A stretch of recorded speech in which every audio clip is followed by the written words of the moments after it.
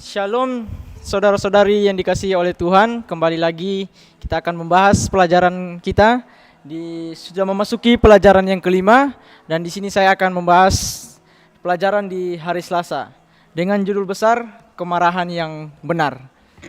Saudara-saudara yang dikasihi oleh Tuhan, kalau kita melihat ya dengan judul kemarahan yang benar, menurut kita semua kemarahan itu benar atau enggak sih? Ya. Nah, di sini ada sebagai contoh, meskipun ada banyak bentuk kemarahan yang tidak pantas, kitab suci juga mengajarkan bahwa ada kemarahan yang benar. Bayangkan, seorang ibu memperhatikan putrinya yang berusia 3 tahun bermain di taman. Lalu tiba-tiba seorang pria menyerang putrinya. Bukankah seharusnya dia marah? Ya. Kalau kita melihat, orang tua mana sih yang gak marah kalau anaknya dipukuli oleh orang lain, ya pasti. Kalau kita melihat semua orang tua di muka bumi ini, pasti mereka akan marah terhadap orang yang memukuli anaknya tersebut, ya. Nah, ini sebagai contoh, ya, kita bisa melihat kemarahan yang benar, yaitu respon yang sesuai terhadap ketidakadilan atau kejahatan, seperti yang dicontohkan oleh Yesus dalam Alkitab. Mari kita melihat di dalam Matius 21 ayat yang ke-12 sampai dengan 13, dan di Yohanes 2 ayat yang ke-14 sampai dengan 15, ya. Yesus menunjukkan kemarahan yang benar ketika menyucikan bait Allah, ya, dari para pedagang dan penukar uang yang menyalahgunakan.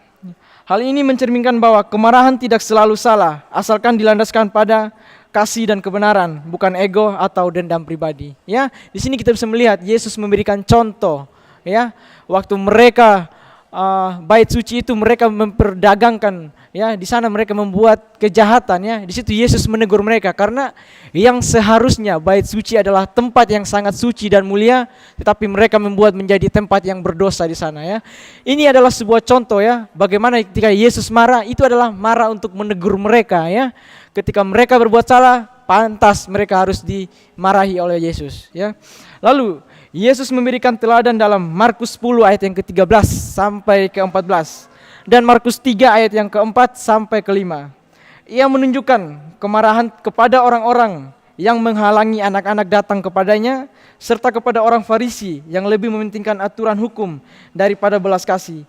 Kemarahannya disertai empati, kesedihan, dan kasih terhadap mereka yang menjadi korban kejahatan. Ya, kalau kita melihat bagaimana di sini Allah menunjukkan kemarahan yang baik, ya. Apa saja contoh kemarahan yang baik, ya? Kita melihat contoh dari Kristus ini, ya.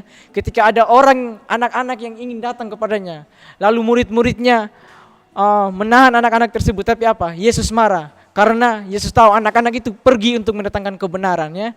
Tapi malah mereka menahan anak-anak tersebut, ya. Begitu juga orang Farisi yang mementingkan aturan hukum daripada belas kasihan, ya. Di sini Yesus menunjukkan bukti, ya, bahwa ini loh yang baik seperti ini. Jadi ketika Yesus memarahi kita, Yesus menegur kita, itu adalah kebaikan untuk kita semua, ya. Jadi dari pelajaran kita di hari ini, saya mendapatkan aplikasi dalam kehidupan kita, yaitu yang pertama, kita harus refleksi diri. Pastikan bahwa kemarahan kita didasarkan pada nilai-nilai yang benar, bukan keinginan egois atau dendam. Lalu yang kedua, kasih sebagai motivasi. Jika merasa marah, tanyakan apakah motivasi kita dilandasi oleh kasih kepada sesama atau kepedulian terhadap keadilan, ya. Lalu yang berikutnya, yang terakhir, tindakan yang bijak. Wujudkan kemarahan yang benar melalui tindakan yang membangun, seperti mendukung keadilan atau menolong mereka yang tertindas, bukan melalui kekerasan atau emosi yang meledak-ledak, ya. Jadi ketika kita punya ketiga prinsip ini dalam kehidupan kita, saya yakin dan percaya saudara-saudara yang dikasihi oleh Tuhan, ketika kita mau marah, kita mengingat hal ini, bahkan kita akan marah sesuai dengan yang diajarkan oleh firman Tuhan. Untuk itu, kesimpulan yang dapat saya sampaikan dari pelajaran kita, kemarahan yang benar adalah merespon yang timbul dari kasih terhadap kebenaran dan keadilan. Seperti yang Yesus ajarkan, dengan berhati-hati untuk tidak membenarkan kemarahan egois, kita dapat menghindari jebakan keegoisan dan mengarahkan kemarahan kita untuk membangun, bukan merusak. Kiranya pembelajaran kita di hari ini dapat membuat iman percaya kita semakin bertumbuh dalam Tuhan. Tuhan memberkati kita semua. Amin.